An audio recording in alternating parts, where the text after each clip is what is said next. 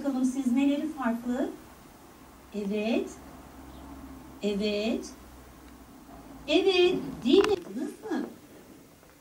Evet. 9 dediğinizi duyar gibiyim. Harikasınız. Peki buradaki çocuklar birbirleri... Çevremizde birçok insan var. Acaba kim kimdir? İçlerinde anneler, babalar, öğretmenler, çocuklar var. Hepsi birbirinden farklı ama bir bakıma da aynılar. Birbirlerine benzerler. Bakın nasıl insanların kimi sarışın, kimi esmer, kimi çok uzun, kimi çok farklı. Ama bir bakıma da aynılar. Kimi sarışın, kimi esmer. Kimi çok uzun, kimi çok kısa. Ama insanların hepsi de oyun oynamayı sever. Şimdi bilmece oyunu oynayacağız. Size bir bilmece söyleyeceğim. Bilmece bildirmece, el üstünde kaydırmaca. Sabun kapısına sığmaz. Fındık kabağına sığar. Kan kırmızıdır, süt beyaz. Deve. Cice. Deve. Deve. Cice. Deve. Deve. Cice. Cice. Deve. Cüce. Cüce. Bismillahirrahmanirrahim. Bismillahirrahmanirrahim. Elhamdülillahi Rabbil alemin.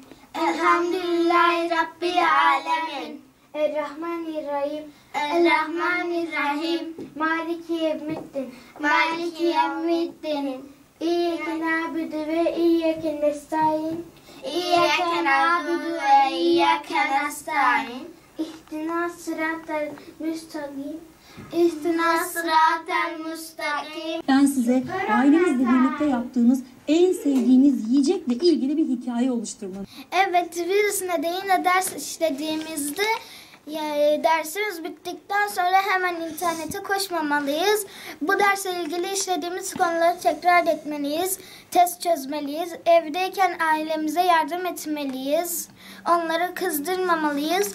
Hem virüs nedeniyle daha bize eğitim vermişlerken bunun faydalarından yararlanmalıyız. Yani bu çok güzel bir şey. Bunu olmayanlar var. Bu eğitimi görmeyenler de var. Biz bu elimizdeki imkanlardan güzel faydalanmalıyız. Bu virüs nedeniyle arkadaşlarımızı görmüyoruz, akrabalarımızı görmüyoruz, oyun oynayamıyoruz. Ama evdeki telefonla onları arayabiliriz, hatırlarını sorabiliriz. Bu da güzel bir şey olur. Bu uzaktan eğitimle daha da çok faydalanıyoruz. Daha çok ders görüyoruz ve bunu çok seviyorum ben. Dersimiz bittiği zaman tekrarlarına ya da kitap okuyarak eğlenebiliriz. Çok fazla arkadaşlarımızı görmüyoruz ama daha da çok hapşırdığımızda ve öksürdüğümüzde bulaşmaması için evde kalıyoruz.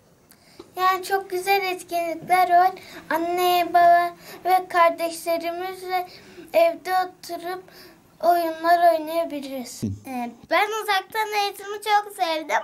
Hem bu virüs nedeniyle dışarıya çıkıp çok kişinin arasına girmiyoruz.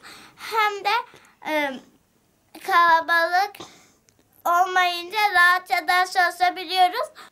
Uzaktan izlemeliyiz. Yoksa gözlerimiz bozulabilir. Dersimiz bitince başka kanalı açmamalıyız. Bilgisayara veya internete konuşmamalıyız. Dersimizi baktıktan sonra mesela bir yapabiliriz, kitap okuyabiliriz. Hemen ona bakmamalıyız. Anne babamızdan oynayabiliriz. Dışarıya çıkamayız, biliyoruz.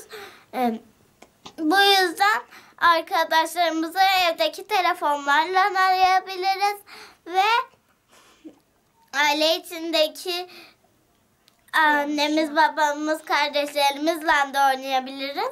Altında kırmızı minare. Buldum. Havuç. Doğru. Cüce. Deve. Deve.